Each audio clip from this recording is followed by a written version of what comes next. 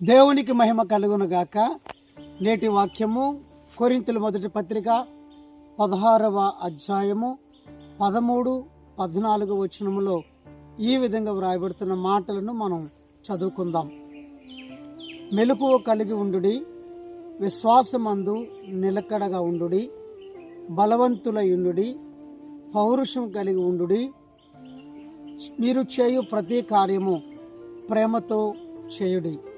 ఈ 5 మాటలు మన యొక్క క్రైస్తవ్యానికి లేదా సంఘాలకు మనం ఎదగడానికి ఎంతో ఉపయోగకరమైన మాటలను అపోస్తలుడైన పౌలు గారు ఈ కొరింథీ పత్రికలో రాసి ఉంచారు. మొట్టమొదటిగా మెలకువగా ఉండుడి అనే మాట.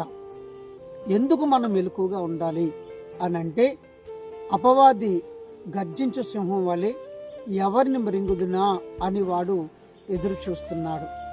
రెండవది ఎందుకు మెలకువగా ఉండాలనగా, ఆయన ఏ సమయంలో వస్తారో ఏ గడిలో వస్తారో ఎవరికి కూడా తెలియదు గనక ఆయన వచ్చే రాకడ కొరకు మనం ఎదురు చూస్తున్న మనము మెలకువగా ఉండడం అనేది చాలా అవసరమైంది. తదుపరి యేసుప్రభువు వారు కూడా ఆయన శరీరధారి లోకానికి వచ్చేటప్పుడు ఆయన కూడా తన శిష్యులతో ఈ విధంగా చెప్పారు, మీరు శోధనలో పడకుండా ఉండాలంటే మెలకువగా ఉండి ప్రార్థన చేయడు అని. సంగమా, మరి నువ్వు మెలకువగా ఉండి ప్రార్థిస్తున్నావా? ఈ వీడియో వీక్షిస్తున్న నీవు మెలకువగా ఉండి శోధనలో పడకుండా ఉండడానికి ప్రార్థన చేస్తున్నావా? రెండవ మాట ఏంటంటే, విశ్వాసమందు నిలకడగా ఉండుడి. నేడు దినాలను చాలా మంది విశ్వాసం ఉంది అని అనుకుంటున్నారు, కానీ వారు విశ్వాసములో మెలకువగా ఉండలేకపోతున్నారు. ఆ విశ్వాసమందు నిలకడగా ఉండలేకపోతున్నారు. ఏంటి అనంటే, ఇప్పుడు ఉదాహరణకు క్రీస్తు ప్రభు వారు ఒక దినాన్న ఒక సముద్రం మీద నీళ్ల పైన నడిచొస్తున్నారు.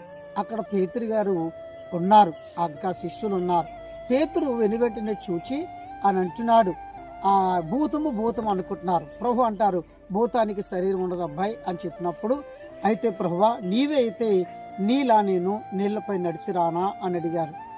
నీవు తప్పనిసరిగా నడిచిరా అని చెప్పారు. మొదటిలో చాలా విశ్వాసంగా ఉన్నాడు ఆయన. ఆ విశ్వాసంతో ఏం చేశాడంటే, ఆ నీళ్లపై నడవడం ప్రారంభించాడు. యేసు ప్రభు వారు ఏం చేశారంటే, అతని యొక్క విశ్వాసాన్ని పరీక్షించడానికి కొంచెం అలలు తన మీదకి రేపగా ఆ అలలను చూచి భయపడి కిందకు చూశాడు. సార్ గమనించండి, ఆయన వైపు చూసినంతసేపు కూడా ఎంత మాత్రం కూడా అతడు మునిగిపోలేదు. ఎప్పుడైతే నీళ్ల వైపు చూశాడో అతడు మునిగిపోసాగాడు. మరి నీవు కూడా దేని వైపు చూస్తే మనము ఏ సమస్య మనకు ఉండదు. కనుక ఇతడు ఏంటంటే, విశ్వాసమందు మొదటిలో నిలకడగా ఉన్నాడు, కానీ తర్వాత విశ్వాసాన్ని కోల్పోయాడు. మరి నీవు నేను కూడా ఎలా ఉంటున్నాం? అలా విశ్వాసమందు మొదటిలో నిలకడగా ఉండి తర్వాత కోల్పోయే వారికి ఉన్నామేమో. ఈ మాటల ద్వారా అయినా సరే, ఈ వీడియో ద్వారా అయినా సరే నీవు పరీక్షించుకోవాలని మనం చేస్తున్నాను. మూడోది ఏంటంటే, పౌరుషము కలిగి ఉండడి అని ఉంది. పౌరుషం కలిగి ఉండడం అంటే ఏంటి? భౌతికమైన పౌరుషం కాదు. చాలామంది ఆ ఇంటికి వెళ్ళకూడదు, అతనితో మాట్లాడకూడదు అనే పౌరుషాలు ఉంటాయి. భౌతికమైన పౌరుషం కాదు, ఆత్మ సంబంధమైన పౌరుషం మనకు కలిగి ఉండాలి. ఉదాహరణకు షడ్రక్, మేషక్, అబేద్నెగోలని, ఇదిగో మీరు ఈ ప్రతిమకు నమస్కరించకపోతే మిమ్మల్ని తీసుకెళ్ళి అగ్నిగుండములో వేసేస్తాను అన్నాడు. అయినప్పటికీ వాళ్ళు ఏమన్నారు తెలుసా? దేవా ఏమన్నారంటే, వా రాజా, మా దేవుడు రక్షించగలిగిన సమర్థుడు. అంటే భక్తి పౌరుషం వాళ్ళలో ఉంది. మనకు ఆ భక్తి పౌరుషం మనలో ఉందా? అగ్నిగుండములు వేస్తానన్నప్పుడు కూడా భయపడలేదు. వారు భక్తిలో పౌరుషం కలిగి ఉన్నారు. మరి నేటి దినాన్ని నువ్వు ఇంకా చిన్న వాటికి భయపడుతున్నావేమో, ఏదైనా వస్తే భయపడిపోతున్నావో, నీలో ఆ భయం తొలగించుకో, పౌరుషం కలిగి ఉండు. దేవుని ఎదగడానికి భక్తి పౌరుషం కలిగి ఉండు. మూడోది ఏంటంటే, నాలుగోది బలవంతులయుండుడి అనే మాట ఉంది.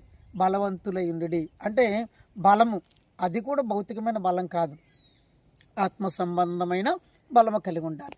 దాని గురించి మనం ఆలోచన చేస్తే, దావీదు గారు కూడా భౌతికమైన బలాన్ని ఎంత మాత్రం కూడా అతడు ఇష్టపడలేదు. ఆత్మ సంబంధం బలాన్ని చేకూర్చుకున్నాడు.